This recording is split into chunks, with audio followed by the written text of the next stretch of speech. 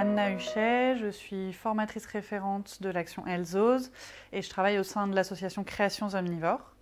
Et on se trouve ici au centre social Asphalte qui nous accueille le temps de la formation.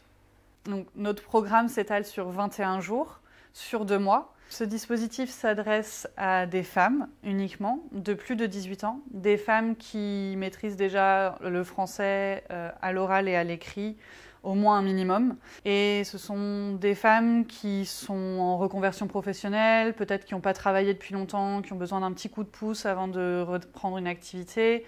Ça peut être des femmes qui ont envie de créer leur entreprise également et qui ne savent pas trop par où commencer. D'abord, on travaille plutôt sur la confiance en soi, sur la communication, l'expression, sur les freins de manière large, c'est-à-dire ça peut être l'accès aux droits, ça peut être les freins à la mobilité par exemple.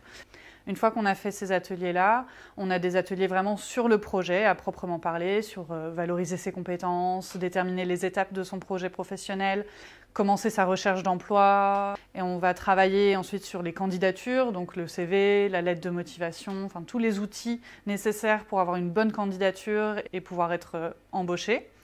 Et enfin, on a quelques ateliers sur l'initiation à la création d'entreprise.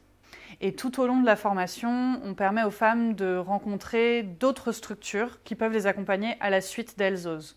On essaye de leur faire rencontrer aussi des rôles modèles, donc des femmes qui ont été à leur place à un moment et qui aujourd'hui ont pu dépasser leurs obstacles pour réaliser leur projet professionnel. Ça leur permet d'abord de sortir de chez elles, de se retrouver en groupe, de rompre leur isolement. Et puis bien sûr, l'objectif, c'est qu'elles aient toutes les clés et tous les outils, qu'elles soient autonomes dans la réalisation de leur projet professionnel à la suite de la formation.